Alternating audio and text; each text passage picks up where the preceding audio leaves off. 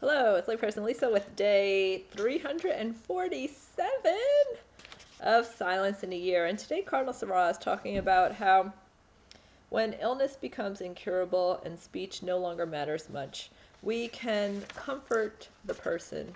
We can be present to the person by showing God's love and compassion for them, by just being at their bedside in silence, holding their hand, and just allowing our presence to really be a vessel of God's presence to them. And we can do the same thing in the silence of adoration. We can be present to Jesus. We can reflect on him on the cross and how at that point he needs our comfort and our love and our presence to him just as he is present to us. We can reflect on his loneliness while hanging on the cross, just like the people who may have loneliness of suffering a disease alone. So, sometimes when illness takes away different functions of our brain, our body may atrophy, and we're not. People may think that we're not, reflect and that they're not the person that they once were many years ago. Yet we could still be present to them, still offer them comfort and love.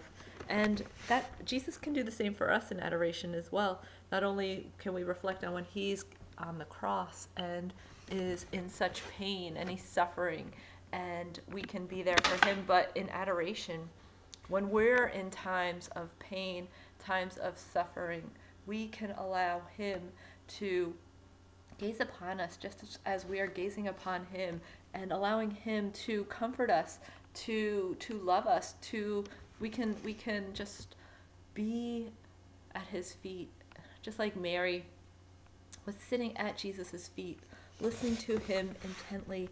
We can just sit and listen to Jesus in the silence of our heart. We can allow him to hold us in, just like when Mary went to the tomb and she realized it was Jesus, and she just held him, and he had to say, "Oh, Mary, okay, we that's enough."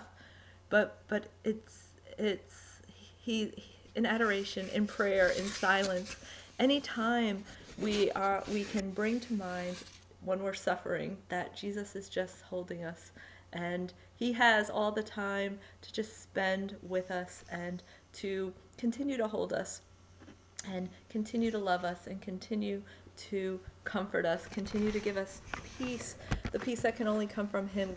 He can give us strength. And we don't have to. Sometimes I think we are so caught up in going to adoration with an agenda, or going to prayer with an agenda. And okay, I'm gonna bring my book, and I'm gonna pray all these prayers in my book. But sometimes there's just times in our life where those prayers, while they're wonderful, but that's not what we need to do at that particular time. We just need to, there's times when we just need to sit in silence and allow Jesus to be fully present to us, and just to keep our gaze fixed on him, or just to rest on the floor next to him. And there's been I've had times in adoration at the retreat center where I've just been able to kind of rest against the altar and just imagine myself at the feet of Jesus as he's sitting in a chair, kind of like when Mary was sitting at his feet, and just rest my head on his knee. And then in my mind, I just see him like rising up and just kneeling in front of me so that we're face to face, and just holding me and comforting me. And so Jesus can be present to us each and every moment if we just open our hearts, our minds, our hearts, our minds, our souls to receiving him, and to being aware of his presence. So just as we are able to be present to those who are sick and suffering, and be with them and hold their hand. Jesus can do the same for us. And we can do the same for Jesus whenever we spend this time in prayer. All right, have a good day. Bye.